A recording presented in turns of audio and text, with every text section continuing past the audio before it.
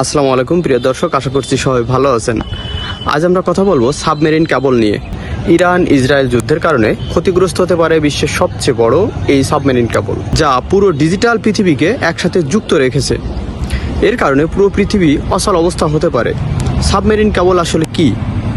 Submarine cable হলো বৈশ্বিক ইন্টারনেটের মেরুদণ্ড। হরমুজ প্রণালী, লোহিত সাগর, এগুলো হলো সবচেয়ে বড় গুরুত্বপূর্ণ চেক পয়েন্ট। আর বর্তমানে সংঘাত পরিস্থিতি কেবল নিরাপত্তার বড় ধরনের ঝুঁকির মধ্যে ফেলেছে। ফলে কেবল ক্ষতিগ্রস্ত হলে তার প্রভাব শুধু ইন্টারনেটে নয়, বরং পুরো বিশ্ব অর্থনীতি ও যোগাযোগ ব্যবস্থার উপর পড়তে পারে।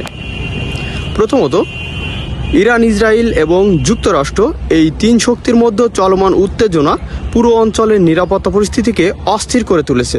এর প্রভাব শুধু স্থল বা আকাশপথে নয়, বরং সমুদ্রপথ এবং সমুদ্রের নিচের গুরুত্বপূর্ণ যোগাযোগ অবকাঠামোর উপরও পড়েছে।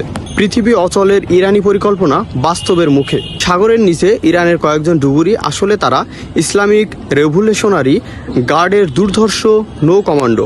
সাবমেরিন কেবলের কিছু একটা করছেন, হঠাৎ করে কেটে গেল সেই মোটা তার, সাথে সাথে বন্ধ বিশ্বের বড় বড় মেট্রোপলিটন শহরগুলোর সব কাজ।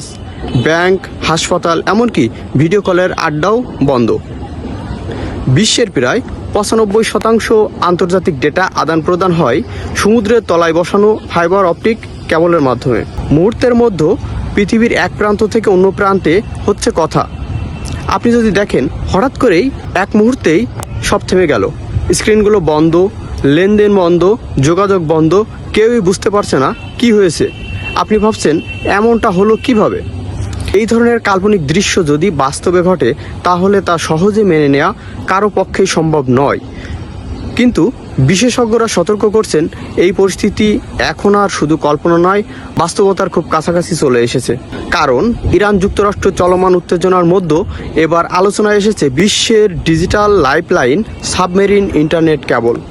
সমুদ্রের নিচে থাকা এই ফাইবার অপটিক কেবল, যা আমাদের পুরো ডিজিটাল পৃথিবীকে যুক্ত রাখে, তা যদি ক্ষতিগ্রস্ত হয় তাহলে থমকে যেতে পারে গোটা বিশ্ব। আর এই প্রেক্ষাপটেই প্রশ্ন উঠেছে, জ্বালানির পর এবার টার্গেট হতে পারে ইন্টারনেট। কেন হরমুজ ও লোহিত সাগর এত গুরুত্বপূর্ণ? বিশ্বের ডিজিটাল যোগাযোগ ব্যবস্থা এখন আর শুধু স্থলভাগের উপর নির্ভরশীল নয়, এর বড় একটি অংশ নির্ভর করে সমুদ্রের নিচে বিছানো ফাইবার অপটিক কেবলের উপর। আর এই কেবলগুলোর সবচেয়ে গুরুত্বপূর্ণ রুট হলো হরমুজ প্রণালী এবং লোহিত সাগর। এই দুটি অঞ্চলকে বলা হয় চোক পয়েন্ট, অর্থাৎ এমন সংকীর্ণ সামুদ্রিক পথ যেখান দিয়ে বিশ্বব্যাপী ডেটা প্রবাহের গুরুত্বপূর্ণ অংশ অতিক্রম করে। লোহিত সাগর দিয়ে প্রায় 15 থেকে 20টি সাবমেরিন কেবল গেছে, যা ইউরোপ, এশিয়া, আফ্রিকাকে যুক্ত করে। অন্যদিকে হরমুজ প্রণালী দিয়ে গালফ অঞ্চলের গুরুত্বপূর্ণ কেবল রুটগুলো প্রবাহিত হয়, যা মধ্যপ্রাচ্যকে বৈশ্বিক ইন্টারনেট নেটওয়ার্কের সঙ্গে যুক্ত রাখে। এই কেবল নেটওয়ার্কের মাধ্যমে যুক্ত রয়েছে বিশ্বের বহু দেশ। ইউরোপের মধ্যে রয়েছে যুক্তরাজ্য, ফ্রান্স, জার্মানি, ইতালি ও স্পেন।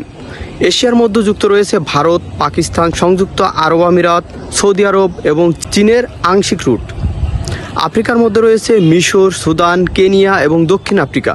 এই কেবলগুলোই আন্তর্জাতিক ইন্টারনেট ট্রাফিক, ক্লাউড সেবা, ভিডিও কল, ব্যাংকিং লেনদেন এবং এআই সেবার মূল ভিত্তি বহন করে।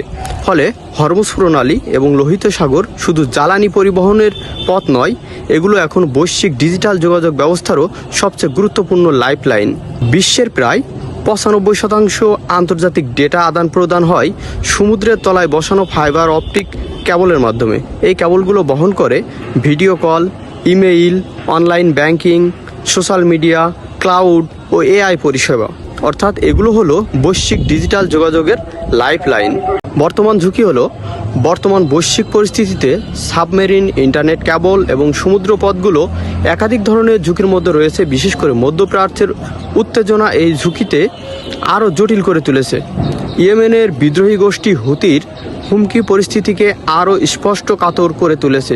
হুতি ইতিমধ্যে গুরুত্বপূর্ণ নৌপথ বাবেল মানদেব প্রণালী বন্ধ করার হুঁশিয়ারি দিয়েছে। এই পথটি লোহিত সাগর এবং আন্তর্জাতিক বাণিজ্য ও ডেটা প্রবাহের জন্য অত্যন্ত গুরুত্বপূর্ণ একটি সংযোগ পথ। সমুদ্রপথে সরাসরি নিরাপত্তা ঝুঁকি দেখা দিচ্ছে। কোথাও কোথাও সমুদ্রের নিচে মাইন পাতা হয়েছে বলে আশঙ্কা করা হচ্ছে, যার ফলে জাহাজ চলাচলে বাধাগ্রস্ত হচ্ছে। একই সঙ্গে নিরাপত্তাজনিত কারণে সাবমেরিন কেবল মেরামতের জন্য প্রয়োজনীয় জাহাজগুলো সহজে প্রবেশ করতে পারছে না। ফলে কোনো কেবল ক্ষতিগ্রস্ত হলে তা দ্রুত মেরামত করা সম্ভব হচ্ছে না, যা পরিস্থিতিকে আরও ঝুঁকিপূর্ণ করে তুলেছে। কেবল কাটা হলে কি হতে পারে? যদি ইচ্ছাকৃতভাবে বা দুর্ঘটনাবশত সমুদ্রের নিচের সাবমেরিন কেবল ক্ষতিগ্রস্ত হয়, তাহলে তার প্রভাব শুধু একটি দেশ বা অঞ্চলের উপর থাকে না, বরং তা বৈশ্বিক পর্যায়ে ছড়িয়ে পড়ে। কেবল ক্ষতিগ্রস্ত হলে প্রথমেই ইন্টারনেট অবকাঠামোতে বড় ধাক্কা লাগে।